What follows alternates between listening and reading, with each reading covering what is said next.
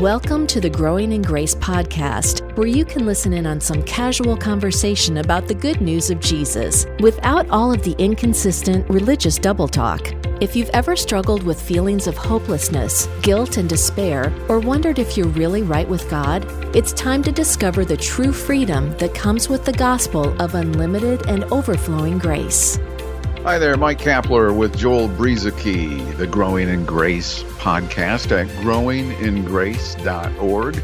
If you're referring us to some people out there in churchland, remember it's .org, not .com.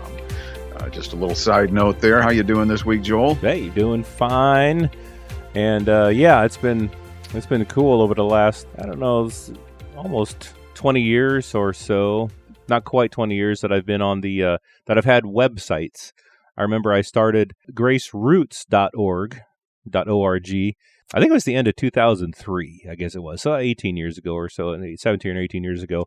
And I started that, not to digress here too much, but I started that with the intention of writing some articles and just posting it on there and seeing what happened. There was no Facebook. There was no generally social media. I was just hoping people would find it. And then eventually, obviously, we started doing, not too long after that, we started doing the podcast, and I would post the podcast there. Then we came up with the growingingrace.org website, and that's been solid ever since then, where you can find the podcast. Every single podcast we've done, it's all archived on there, growingingrace.org. And we love the stuff we're talking about here. We've been talking, we did a series about James and Paul and some of the differences that we see that they had and the things that they've written. And we've been spending some time the last several weeks talking about Paul and his solid grace talk and the things where he just made it so perfectly clear that salvation and justification, our works play no part in it. People will bring up different things, but that you can always go back to Paul and look at him in context. And you can see that if we're going to stand in front of God and be justified, be saved, be righteous, whatever, there's nothing in our works that we can point to. Look, God, look what I did. There's nothing that we can point to where God's going to say, okay, I accept that work, because it's all the work of Jesus Christ, his sacrifice, God's oath that he made to himself. And there's nothing that we can add to what God did on our behalf. So we've been talking about that, and I think it's lots of fun. Well, it's reassuring, that's for sure. Yeah. In 1 Timothy chapter 1, Paul was obviously writing to Timothy, and he starts out the book, the letter, with this: "Don't give heed to fables and endless genealogies, which cause disputes rather than godly edification, which is in faith. Now, the purpose of the commandment is love from a pure heart, from a good conscience, and from sincere faith, from which some have strayed, having turned aside to idle talk." Another word for idle talk might be meaningless conversation, "desiring to be teachers of the law, understanding neither what they say nor the things which they affirm. But we know that the law is good if one uses it lawfully, knowing this," now get this, "that the law is not made for a righteous person, but for the lawless and insubordinate, for the ungodly and for sinners, for the unholy and profane, for murderers of fathers and murderers of mothers, for manslayers, fornicators," and it goes on. And what people will often think of there is action words, people who do things that are sinful. And sometimes we can certainly include that, but really a lot of times what's being communicated here when it comes to identity is the saints, the righteous, the holy ones. It isn't necessarily because they're living so well. It's because they've inherited this new nature, this new identity that came through belief in Jesus Christ. It's an inheritance that we receive as children, as we've talked about before. But the point here Paul is making is, don't allow this to take place. You've got these people out there who want to be teachers of the law. They may even be talking about Jesus in the middle of it. but they're talking about being teachers of the law, and they really don't understand what it is they're saying. Paul said something similar back in Galatians, where he said, those of you who think are trying to keep this thing, trying to keep this law, do you even know what the law says? Do you not hear the law? You can't do it. And I know there are people out there today on the legalistic side of the Christian fence, and I know they mean well, but you'll hear a talking point that is sometimes thrown out there. I've heard it for years. I've heard it 100 times, if not 1,000. And they'll say something like, well, we couldn't keep the law before we came to Jesus. We couldn't keep those commandments before we came to Jesus. But now that Jesus lives in us, he is empowering us to fulfill the law or to live the law successfully. And that is just a self-righteous approach that minimizes the cross and really minimizes the law, don't you think, Joel? Yeah, it really does. And I think that people really don't know what the law says, like kind of what you were talking about there. It's easy for a person to say what you just said, that, well, before Christ, we couldn't keep the law, but then Christ came to live in us, and now he enabled us to keep the law.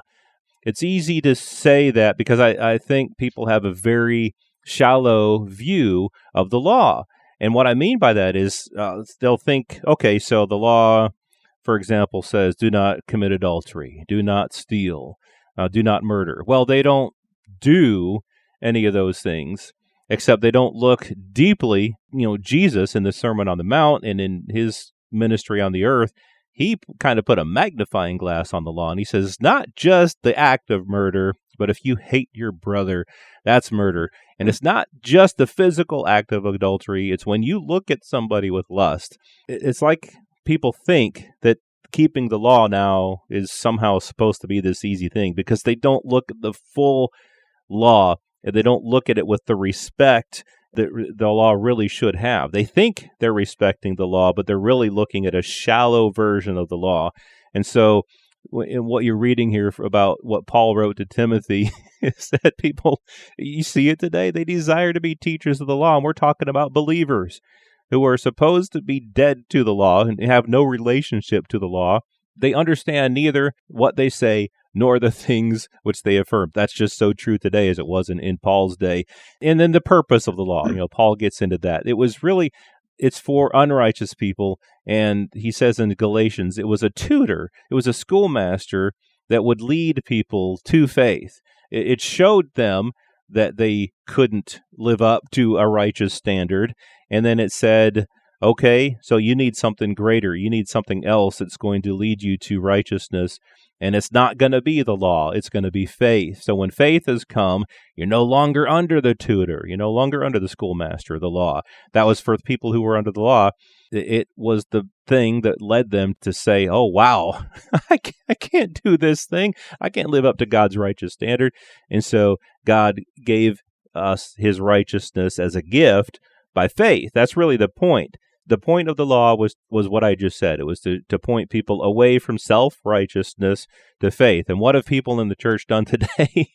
Well, they've come to faith, but then they turn right back around to self-righteousness by thinking that we can keep the law somehow.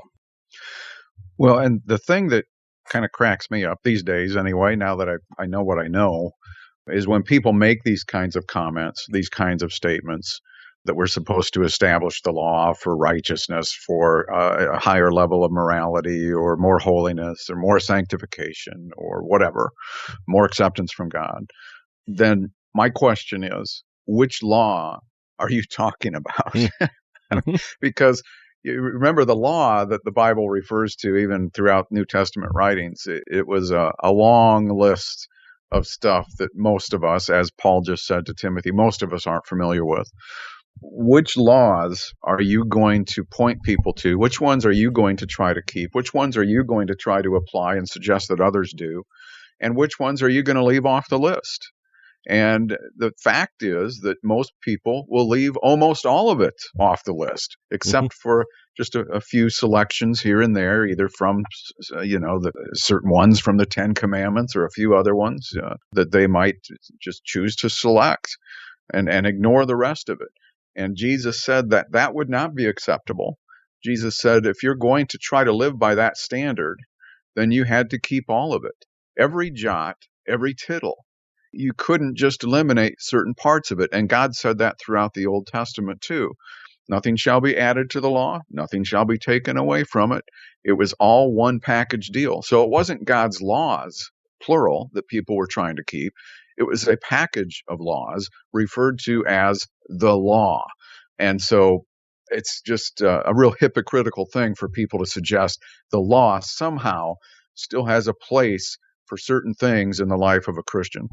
Yeah, it is. It's just amazing. Again, and we've been in those shoes ourselves, so we can't put anyone down. But because, like you said, knowing what we know now, it's sometimes difficult to deal with people who don't see things this way. But yet, we got to realize, I have to think about this all the time. I'm just reading on in Timothy here. It says, "For this reason, I obtained mercy."